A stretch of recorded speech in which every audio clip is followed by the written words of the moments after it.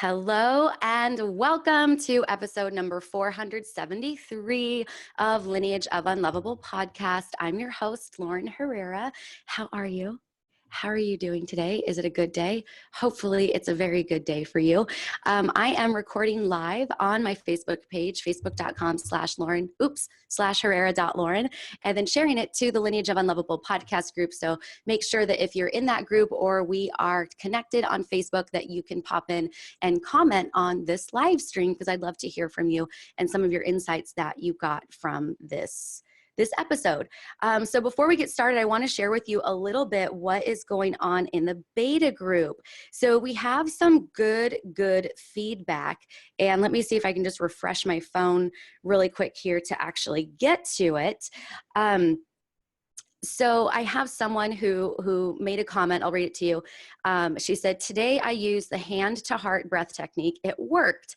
I usually wake up and the first thing I do is say thank you, and they get centered/grounded with 5 prayers: the Our Father, Hail Mary, the Serenity prayer, the 3rd and 7th steps of AA prayers.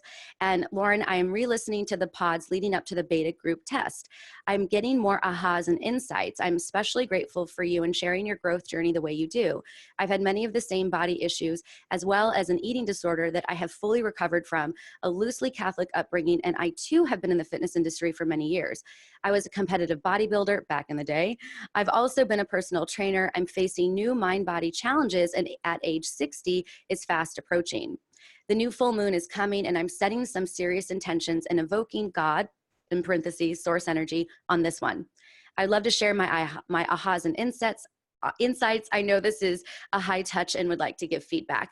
Lauren, I don't think it's been done before, the way you present this information. I totally relate to you. I'm very familiar with Joe Dispenza, Greg Braden, Bruce Lipton, and the others you've mentioned. I've used the quote unquote law of attraction in my life without really knowing I was doing it. It's so exciting to know how much power we have over our own destinies. It takes consistent effort and action with what you're teaching here. Boom. Yes. Thank you so much. You shall remain anonymous for now. One of our girls said that she's thoroughly enthralled by the content within module 1. These modules are over an hour long. I think I need to break them up when I make the actual program. Another gal said that she's listening to module 2 and she's super pumped. One of the gals said, almost done with module 1. I'm loving the info so far, especially about being addicted to emotions /Hebb's Law. So it's going really well. I'm really excited about it. And one of my passions is to reconnect science and spirituality. So I'm going to give you this little spiritual pin drop here. Spirit and science got separated because of Newtonian physics, because Isaac Newton was like, hey, everything in the material world we can measure. Hey, everything that we can't see, we can't measure. And so we're going to give all of that to spirit and the church. And so when we go into a religious context, spirit, the things that we can't measure, that is a governor, that if you're in a religious sect, right? Like if you're practicing religion and spirit, then you are feeling as though this governing force that we can't see is God. And when we're in science, 100 years ago, we actually connected science and spirit through quantum physics, because we can actually now measure the things that we can't see. And Albert Einstein said that there is a field that is the governing agency of all things. And so every time my whole mission, every time I share anything about the body and fitness and body image and self-love and breaking generational ties to feeling unlovable, is because I really feel that this separation of church and spirit, or, science and spirit, has caused us to then separate for ourselves from this field of energy that we can't see, but we can feel. Right? And we can feel it when we experience things that feel really good. We're listening to the music that we really love. We're thinking about one of our friends and then she calls us. So my mission is to present to you always science and spirit, so that you can really feel connected and fulfilled, because the lack of connection causes us to compare ourselves to other women, and the unfulfillment causes us to stuff our face. So if we really look at all the ways in which we have been given information through science, through religion, through school, and we look for the ways in which things got distorted and caused us to feel separate, we can mend those distortions. We can combine all of this information to create that sense of fullness and happiness, and we won't be comparing ourselves to other women. So there's your spiritual pin drop today. And that thought just came to me today because the whole love bomb thing, like I get it, but the love bomb thing, I'm kind of like, I don't know. I like the spiritual truth aspect instead. So it looks like I lost connection. Did I lose connection to Facebook? Let me see. Are we still on?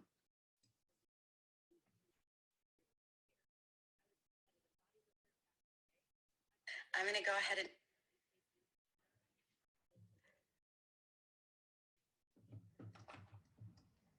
and I'm not sure if this is on. Let's see if I'm still live. Am I live? Oh, broadcast interrupted. Am I live? I don't know if I'm live. Okay, let's restart this.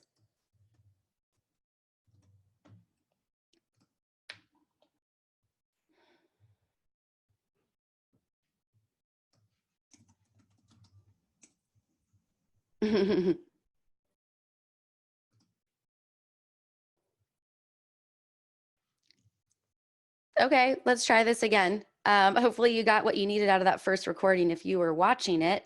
And go ahead and share this out to Yep, I'm going to restart this. So hey everyone, I paused my podcasting equipment when I saw that it wasn't working. So let me share again to the groups.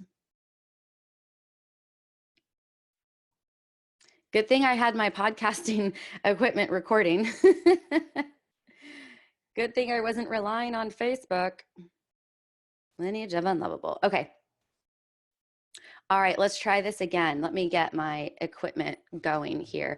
I guess maybe I shouldn't minimize my Facebook screen. Maybe that was the issue. Okay. All right, girls. So there was a little interruption with our podcasting or with our Facebook equipment. So we're going to redo this segment.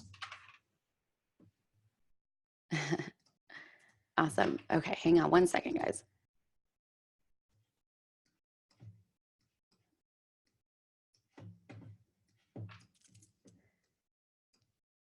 I'm listening for my last thing that I said on the podcasting equipment.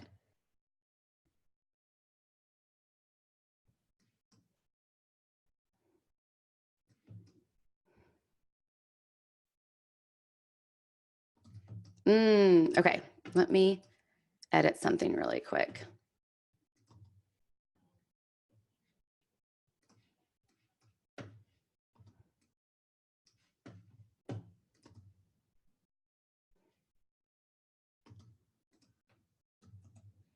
Okay, we're officially ready. Oh my gosh, that's so funny. See, so if you want a podcast, this is kind of the things that like you'll have to do. And I'm recording to the cloud. We're going to send my file to Dropbox so that I can edit it off my laptop later today. Okay. So let's get into today's episode. So we are going to cover 4 topics today, and I'm really excited about them. And the topics are when to skip the gym and when to push through, what habit building and restoration actually, like the relevancy, and the totality of fitness over a lifetime versus spurts, and why I personally will not touch cardio. Okay, we're going to dive into those, and I hope they're going to be super helpful for you. Make sure that if you're live, you can write some questions, and I'll be able to circle back to them when we're done with the recording. Okay. So when you should skip the gym and when you should push through. So this is really important, especially if you have chronic pain or you have an injury. So there's a saying that pain is an action signal to get you to do something different. And you can definitely see this as a spiritual aspect and also as a physical aspect. When you're feeling in pain emotionally, what you're doing is wishing for the opposite feeling, right? You're wishing that you felt better. So in terms of the law of attraction, or in terms of praying through feeling, which is the lost form of prayer, when you're feeling bad, you're in pain, when you're feeling painful emotions, you're immediately thinking about the desired outcome. I want to feel better. I want to be happy. I want to be wealthy. I want to be healthy. I want to be fit. I want to be attractive, whatever those things are, right? When we're in pain, that's an immediate signal for us to desire something better for ourselves. And there's something really remarkable about all of the collective of all the people, right? There's a universal unconscious mind. And you can look this up through the 100th monkey principle. Go Google it. There's so many cute videos on it. So if we look at all of our unconscious minds are connected. Well, on an unconscious level of the collective of all of humanity, wanting to have solutions to global warming, wanting to have solutions to the economy, wanting to have solutions to racism, especially in the United States right now, the people who are purposely tapping into the universal energy of love, who are purposely tapping into God, who are purposely wanting to create something better for themselves. They're meditating, they're journaling, they're doing their gratitude. Those are the people that are going to get the solution, right? Because they're on the end of the stick, or end of the desire, or end of the emotional scale that is receptive to all things that are good and give solutions. So when we're in pain, that's actually a great place to be, because it's causing us to ask for more. So that's like a little spiritual aspect to it. When we're in physical pain, a couple of things can be going on. It could be the unconscious mind keeping you from exercising. So our body is the unconscious mind, right? We've talked about this several times on episodes. Our neuropeptides get secreted from the hypothalamus. They get flooded into our cells, and these neuropeptides are our emotions, the chemicals that create happiness and sadness and fear and anxiety and all those types of things. So our cells are living in a response, a chemical response coming from the organ of where the unconscious mind is. Our body is part of the unconscious mind.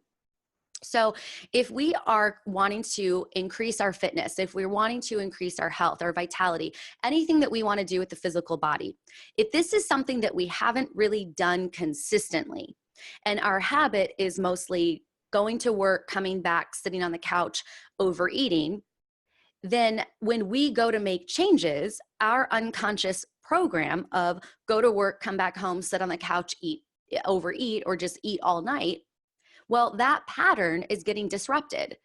And so your body, when your body or your unconscious mind starts to sense that you're changing the pattern, and you are going to the gym after work instead of coming home to eat food and sit on the couch all night, the unconscious mind that's running the pattern of just go home and sit on the couch, that is going to start to send signals to get you to stop the new pattern of showing up to the gym. So when we look at this and we look at pain, and we know some of this information from Dr. Sarno's work of the divided mind, we have to be able to assess, am I in pain because there is something damaged? If there isn't something damaged in my body, then I can say, this is my unconscious mind trying to keep me at the version of myself that I'm trying to move away from. And that's something that takes practice to feel and understand. Now, another part of the pain aspect is if I go to the gym and I'm doing exercises that are too advanced for me, and I feel strain in my elbows or my wrist or my shoulder, is this pain an action signal to do an exercise different or eliminate this exercise because this isn't really great for my body? That's also an assessment. I know for me, group classes do not work. It is psychosomatic. Everything is psychosomatic. But when I go to a group class, instead of yoga, like yoga, I'm fine with. If I go to a group class where I'm having to lift my head numerous times off the ground, or it's like a cardio class or a HIIT class or a weightlifting class, my body will flare. And I don't know exactly the reason why. And I don't really care what the reason why is, to be honest with you. And that's part of my own intuition and my assessment, right? I'm just not going to go do those things that I know cause a flare. I'm going to go do the things that don't cause a flare. So we can look at pain as an action signal to do an exercise different or do a different type of exercise. That's also your assessment. The third assessment is, do you actually have a physical injury? And Dr. Sarno, like, he's so funny in his book because you can kind of sense his humor of like, everybody has a structural misalignment in their spine, every single person. It's just whether or not that is where their unconscious mind cuts off oxygen to cause pain, to distract the brain from emotional pain to focus on physical pain, right? Because who really wants to deal with their shit? Right? Who wants to look at themselves in the mirror and see their bad behavior and their bad patterns and how they're showing up in a shitty way in the world, right? Like, it's easier to deal with physical pain than it is to deal with emotional pain. So when I'm looking at all of this stuff as like my assessment tool of, do I show up to the gym or do I skip? Number one, is my unconscious mind flaring? Is my unconscious mind pissed off that I'm changing a pattern and it's sending a pain signal to get me to sit my ass back down on the couch? Is it an exercise or a type of exercise style that doesn't agree with my body?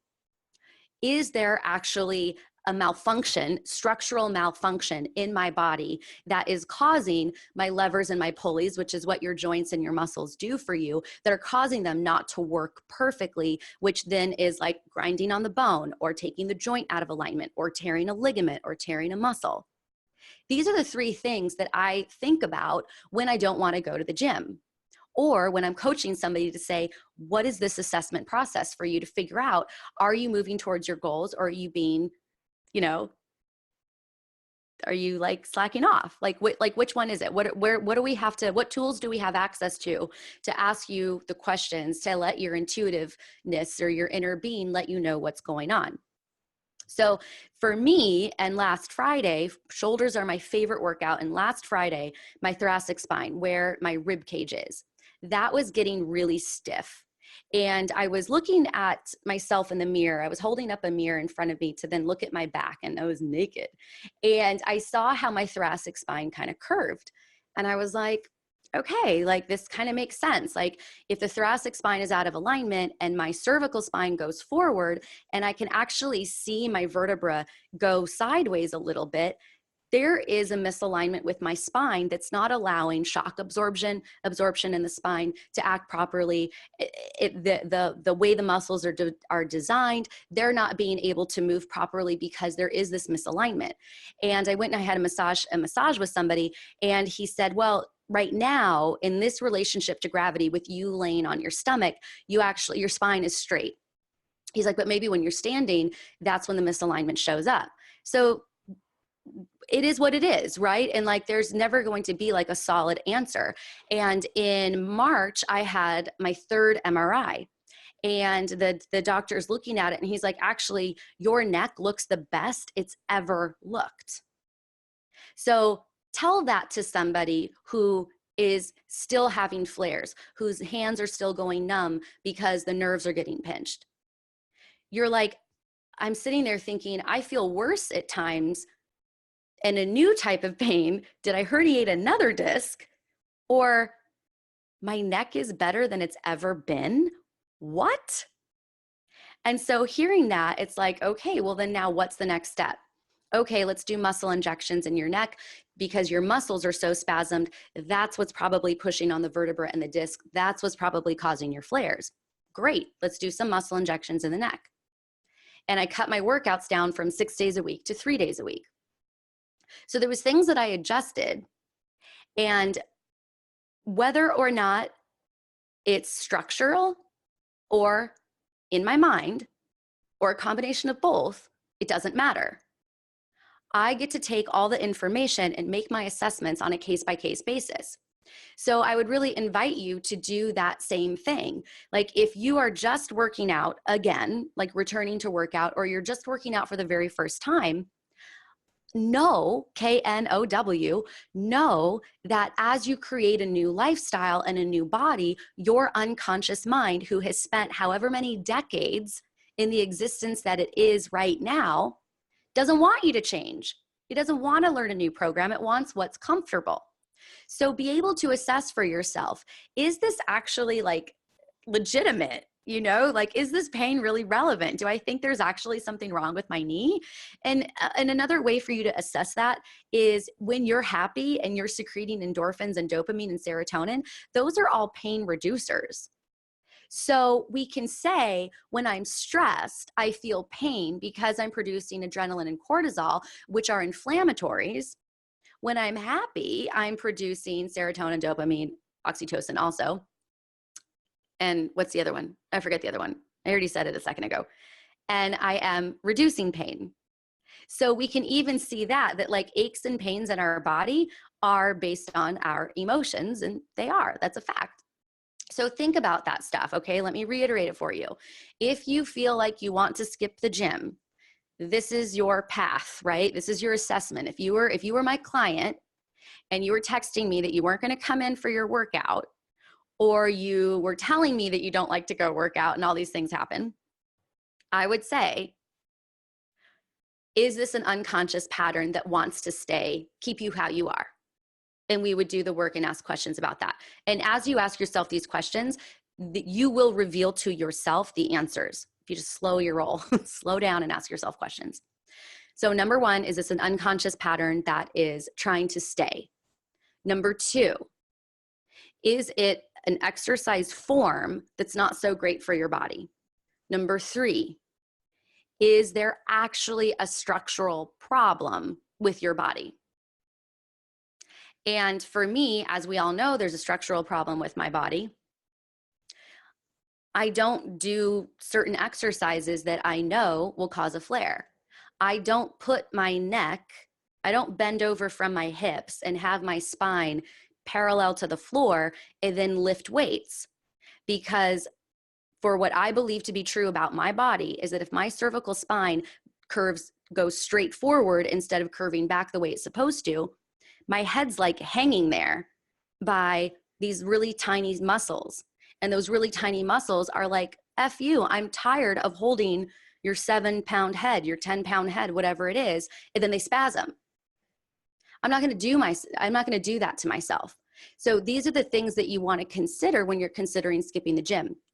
So number two, habit building and restoration. This is really, really important.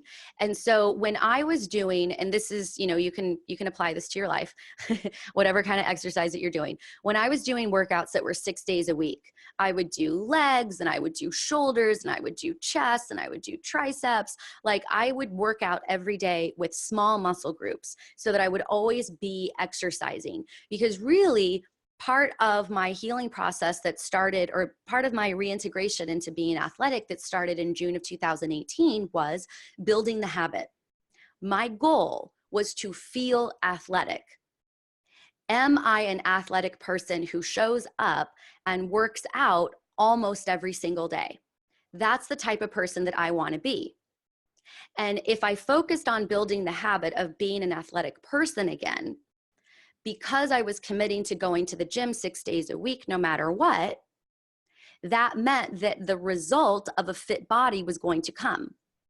Now, because it was a highly emotional year last year, if I just focused on, I want my body to look a certain way, and because there was so much emotion going on and so many changes in my personal life and my professional life, I could, knowing me, I could slip into lack, and I'm not looking fit, and I can't see my triceps, and I can't work out my shoulders, and I can't do this, and my stomach isn't flat, and my back and my thighs have a lot of fat on them.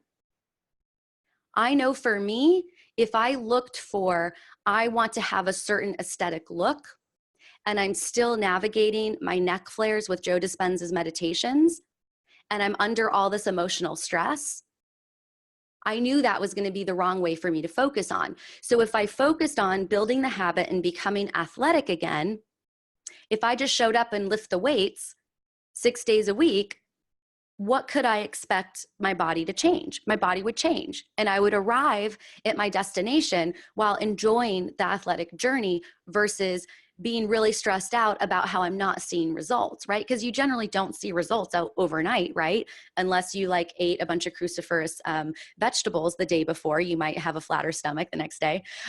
So that's the process, right? So the habit building and restoration come in because if I'm focusing on habit building and doing workouts consistently more days than not, that meant for me, even if I didn't want to go to the gym, or if my upper back was bothering me or my neck was bothering me, I would still go and I would work a muscle group that I could. And there were times where I would look at my phone and I was only there for 15 minutes, but I was totally satisfied with myself because I showed up and because I exercised what I could exercise. And so that's what you want to be looking at when you're looking at habit building and restoration. So if we're building the habit to be really consistent, even if it's 3 days a week, if your part of your body is not feeling good, you can rest that part of your body and still show up to the gym so that you can keep building that consistent habit. Because what happens if you show up to the gym even 1 day a week for the rest of your life?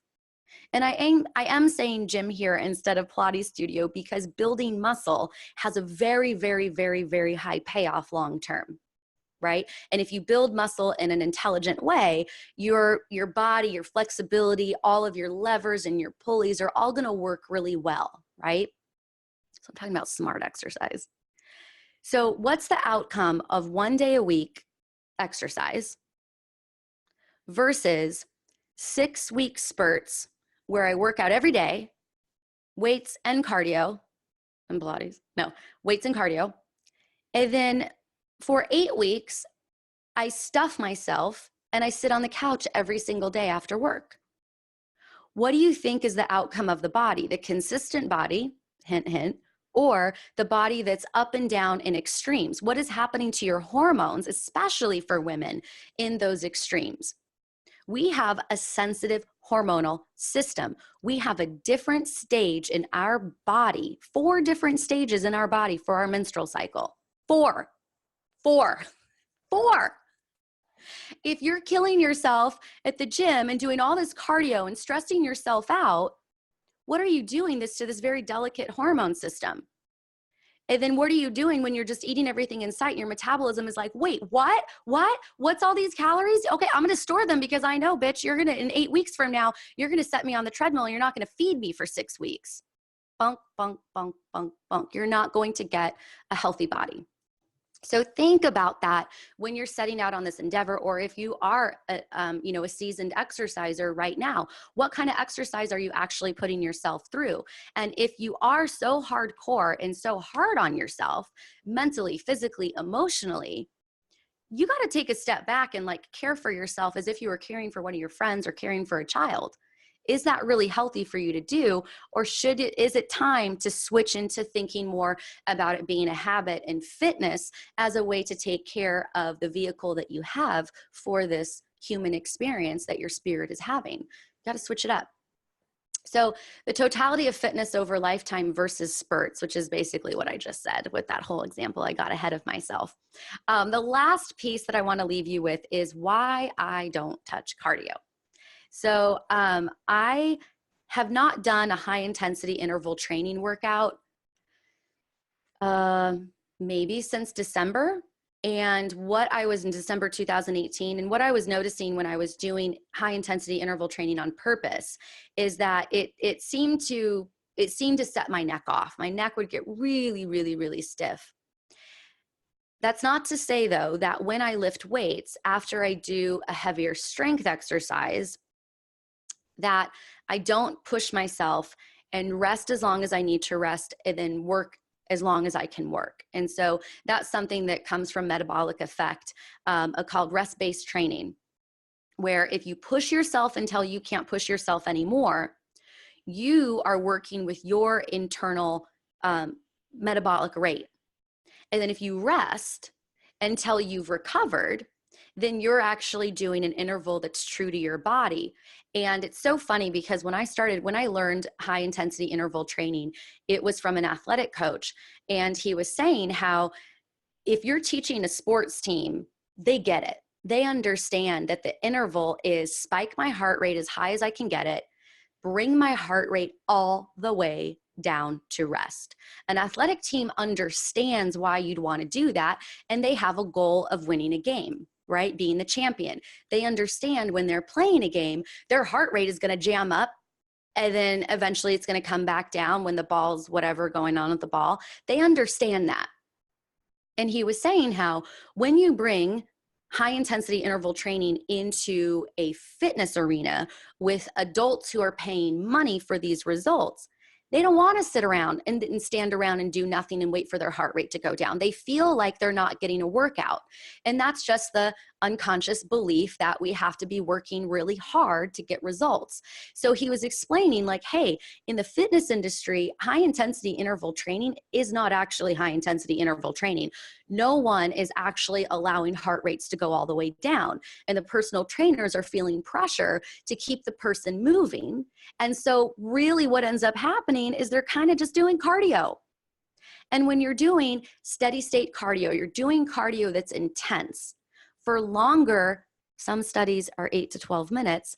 For longer than 8 to 12 minutes, you're actually putting yourself into cortisol and adrenaline. Take what you will with this information. So the high intensity interval training for me, I basically do rest-based training. So say I do the squats, right? I do my back squats with the barbell, do 3 sets of 5. And then I get my bands and I do a set of band work. And then I do a set of decline reverse lunges. Decline, yeah, they're declined reverse lunges. I rest when I absolutely need to rest. So I'm actually getting some of the cardiovascular fat burning element of it, and I'm listening to my body at the same time. It's the best of both worlds. So that's my experience with high intensity interval training. I used to do it all the time when my neck wasn't a mess. Loved it. It's fun. Cardio specifically of like running on a treadmill. Number one, a chiropractor in my 20s said, Lauren, you are not allowed to run. Your cervical spine does not have the right curve. You're not going to absorb shock. You'll have neck problems. I thought I would only have neck problems if I ran. Oh, well. So cardio, for the sake of cardio, to run, to jump rope, to do whatever it is, to have your heart rate up, a bike, whatever, stair climber, to have your heart rate up for a long period of time, 20 minutes, 30 minutes, 60 minutes. I don't do that because I get cravings. It causes me to want to eat more. And that's actually something that is very common for most people. We just don't recognize it. And the reason why we don't recognize it is because there have been magazine articles, right? Women's fitness, health fitness, well, all that kind of stuff. There have been articles that talk about how if you're working out, you can eat more. And that's true for strength training because you're building the muscle. But when you are doing cardio for long periods of time, you're burning muscle. It's very hard to consistently burn fat in steady state cardio. Your body's going to go to the muscle. And so what's end up happening is we're actually, when we're done with this cardio session and we're feeling this craving, then we're trying to build back that muscle. But because we weren't actually stimulating the muscle and what's going on with our hormones, we're just going to build fat, which is not what we want, right? Like we were trying to move away from that. And so when I started to learn this information and I was consistently like working in gyms, I'd really noticed this for women who were on the treadmill. Their bodies, I was going to say their bodies never changed, but they did change. They got more weight through their stomach and their arms, and they just got fluffy. And so that's not a bad thing. And Lord knows I'm fluffy too. However, if our outcome was to lose weight and we're getting fluffier, and we're getting more fat instead of more muscle, we're not actually using the right tool for our outcome. Now, there's this thing that's really neat. It's really, really neat. So neat. Neat. Non-exercise attributed T. What's the T stand for? Let's Google this real quick. Neat cardio. I'll tell you the acronym right now. I thought I had it memorized. Can we see it anywhere? Where's the T stand for? What's the T stand for? Non-exercise physical activity, non-exercise activity thermogenesis. Non-exercise activity thermogenesis is what NEAT is. And so what that is how you're just moving in life that is reducing calories. You're using this energy with just life that you do. And so if we look back to our parents and maybe our grandparents and maybe our great-grandparents, they were moving a whole lot more than we are now. and they weren't having as many weight problems as we are now. Also because they had real food, right? Most of our food is food components. If they're in a package, it's a component of food. It's not a whole food. It doesn't assimilate into our body the same way that a whole food does. So if we look at NEAT, non-exercise activity thermogenesis, that could be your leisure walk. So if instead you switch from doing the steady state cardio that is really taxing on your body, if you walk every single day and you allow your limbs to move, your lymphatic system is going to be activated because you're moving your body. You're not locked down to your phone. Your body was designed to move. Your shoulders and your pelvis are best friends. Your pelvis and your feet are best friends. They work in opposition like little swings. And so if we do NEAT, if we walk or we garden or we hike, we're actually going to give ourselves a fitter body that we were most likely visioning in our head when we stepped on that treadmill or the stairmill or the cardio or the bike. So I want you to think about switching that up. And I want you to think about when you have done cardio and you were ravenously hungry and you said, I deserve to eat this meal because I just worked out so hard. And understand that the type of exercise that you did in that time frame is not going to be able to use those calories and those nutrients in the same way had you done a heavy strength training workout. Number two, when you do a cardio session and your appetite is suppressed, because that could happen also, I want you to keep in mind that you pulled nutrients out of your muscles.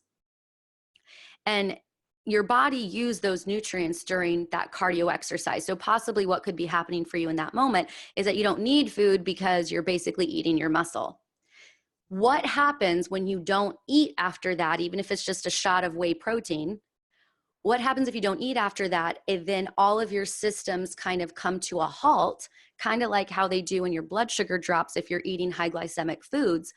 Then you stuff your face possibly even more, because you're trying to restore the fuel in your body. But because you're so depleted, your brain is like, more, now, more, I don't want to die. And then you overeat. So I want you to think about this when you're thinking about cardio and you're a woman. It's very important for us not to tip the scales so much into stress hormones when we're doing cardio type exercises where we're really pushing ourselves. The weight training doesn't really have the same effect on this hormone tip. Weight training like CrossFit, where it's like a lot, heavy weight and high reps and a lot of time doing it, that's tipping you into that cardio hormonal profile. So you just want to be careful. Just be aware. Notice the changes in your body and in your appetite, and that will kind of help you make decisions. So if you feel guilty for not doing cardio, if you feel like you're supposed to do cardio, I release you. I release you. You don't need to do it. You don't need to do it. Okay. So thank you everyone for being here live on Facebook. It's so fun. And that glitch was pretty hilarious. Let's see if we're still on. Oh, we're still on. Hi, everyone. So thank you everyone for being here. Thank you, Melissa, for letting me know that I'm good, that I was actually on. I hope you all have a fabulous week. I will post another episode next week, obviously. I mean, sometimes I skip around a little bit. But thanks so much for being a listener, especially if you've been here since 2016. And if you have been benefited by this podcast, I really, really, really encourage you to give a 5-star rating and review on iTunes, because that will help the organic search when a woman just like you is searching something about her body image or weight loss or self-love. If you give that rating and review that's high, it's going to come up more on the search. So you'll be helping another woman with the same information that you were helped with. And hey, if you're not with me on YouTube, you should go subscribe to YouTube. It's youtube.com/Lauren Herrera online. And that would be super fun because I convert most of these episodes into video format, and there's also free workouts in there, and you can see my liked videos and like the things that I'm interested in and get to know me even a little bit more. So thanks everyone for being here. Have an awesome, awesome week.